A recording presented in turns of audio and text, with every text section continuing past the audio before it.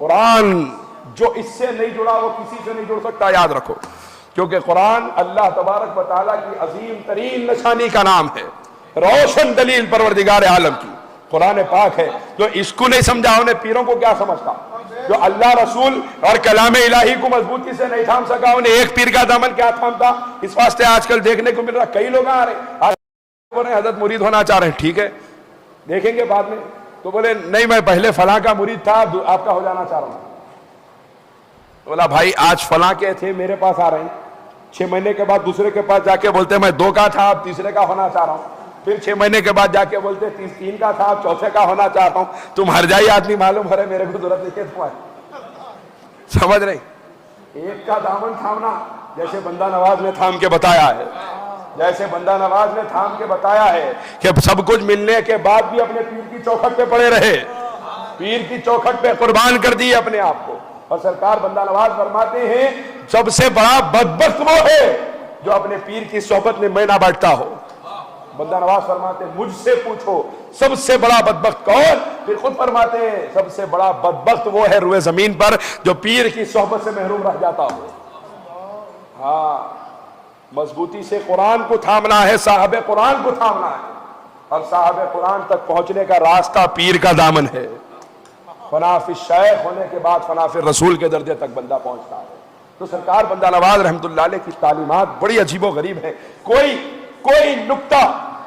بندہ نواز نے شرعی معاملے میں ایسا چھوڑا ہی نہیں ہے جس پہ آپ نے گفتگو نہیں فرمائی ہے، ہر نکتے پہ بندہ نواز سرکار نے گفتگو فرمائی ہے۔ سرکار بندہ نواز نے اہل بیت اطہار کی بے شمار مقامات پہ شان کو جہاں بیان فرمایا ہے وہاں رافضیت کی جڑیں بھی کاٹی ہیں۔ ہاں آج لوگ کہتے ہیں غیر شیعہ حضرات کہتے ہیں بندہ نواز بھی ہمارے بزرگوں میں سے ہے۔ سرکار بندہ نواز نے شیعت کی رافضیت کی جڑیں کاٹی ہیں، جوامع الکلم اٹھا کے دیکھیے سمجھ میں آئے گا۔ سرکار بندہ نواز کی تعلیمات، کیونکہ آپ نے ابھی سنا مولانا مہتاب چشتی صاحب سے کہ سرکار بندہ نواز فرماتے ہیں میں سنی ہوں، یہ کہہ کے تمام مکاتب فکر کا رد کر دیے بندہ نواز، میں سنی ہوں، اپنے خواجگان چشت کے طریقے پر ہوں، یہ الفاظ اپنے خواجگان کے طریقے پر ہوں، یہ الفاظ بار بار استعمال فرمائے۔ اور خصوصیت یہ ہے سرکار بندہ نواز کی عاجزی کی کہ جب کوئی مرید ہونے کے لیے آتا تو سرکار بندہ نواز اسے یہ نہیں کہتے کہ تم یہ پڑھو کہ میں اپنے پیر کے ہاتھ پہ بیعت کر رہا ہوں، بندہ نواز فرماتے تم کہو کہ میں اس حقیر کے ہاتھ پہ بیعت کر رہا ہوں، اور اس حقیر کے خواجہ اور پھر ان کے خواجہ اور اپنے خواجگان کا بڑے ادب کے ساتھ تذکرہ فرماتے اور خود کا نام عاجزی کے ساتھ لیا کرتے۔ اس کے بعد فرماتے میں نے ان خواجگان کے سلسلے میں تمہیں بیعت کیا ہے، کیا تم نے قبول کیا ہے؟ یہ طریقہ سرکار بندہ نواز کی عاجزی کا ہے۔ اس مقام پہ پہنچنے کے بعد یہ عاجزی ہے بندہ نواز کے اندر، اس لیے جس کو مقام ملتا ہے وہ اپنے آپ کو جھکانا جانتا ہے، ورنہ اکڑ کے غلام ابلیس ہو کے مر گئے کتے، مقام نہیں ملتا، ہاں بس ایسے ہی ختم ہو جاتی زندگیاں۔ تکبر اور انا کو مارنا خانقاہوں کا سب سے پہلا درس ہوا کرتا ہے۔ اور سرکار بندہ نواز رحمت اللہ علیہ نے ایک اور بات فرمائی ہے کہ اس دنیا میں اس امت میں سرکار بندہ نواز فرماتے ہیں یہ بات آج بیان کرنا بہت ضروری سمجھتا ہوں تعلیمات کے حوالے سے، اسی لیے عرض کر رہا ہوں۔ سرکار بندہ نواز ارشاد فرماتے ہیں کہ امت میں بدعتیں کب پیدا ہوتی ہیں؟ وہ چیز جو دین میں نہ ہو اور دین میں پیدا کر دی جائے، جو گمراہی ہے، ضلالت ہے،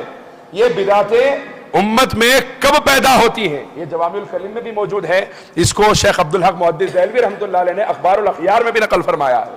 کہ سرکار بندہ نواز ارشاد فرماتے ہیں امت میں اور دین میں خرابیاں اور بدعتیں اس وقت پیدا ہوتی ہے جب عام لوگ خلندری حلیہ استعمال کرتے ہیں، جب لوگ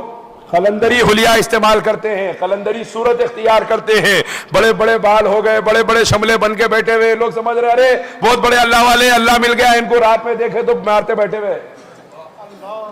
کتنے ہیں ایسے، ان کے پیچھے بھی لوگ چل رہے ہیں، ان کے پیچھے بھی چل رہے ہیں۔ یاد رکھو جو مصطفیٰ کی شریعت کا نہیں ہوا وہ طریقت کی بات کرنے کی اوقات نہیں رکھتا، جو شریعت کا نہیں ہے وہ طریقت کی بات کرنے کی اوقات نہیں رکھتا۔ سب سے پہلے شریعت ہے،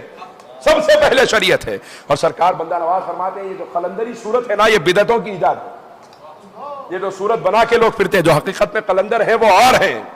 قلندر کون ہوتا ہے؟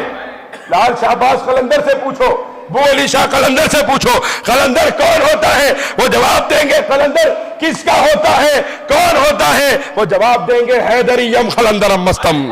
بندے مرتضی علی ہستم۔ یہ قلندروں کی شان ہے، لیکن لوگ جو قلندروں کی صورت بنا لیتے ہیں، بندہ نواز فرماتے ہیں ان کی وجہ سے قوم میں بدعتیں ایجاد ہوا کرتی ہے۔ اور آج ایسے ہی لوگوں کے پاس اجدام لگا ہوا ہے۔ آپ دین کی بات کرو، اللہ رسول کی بات کرو، شریعت کی بات کرو، علم کی بات کرو، لوگ کہیں گے بہت اچھے مولانا ہیں، دیوانے باتیں شروع کرتے ہیں، بہت پہنچی ہوئی شخصیت دکھ رہے ہے نہیں ہے، نہیں چل رہا ہے زمانے میں، دیوانے باتیں شروع کرتے ہیں، بہت پہنچی ہوئی شخصیت دکھ رہے ہیں کیفیت میں، ادھر دیکھ کے ادھر بول رہے ہیں کیسے، ارے کنڈا ہوگا بھائی،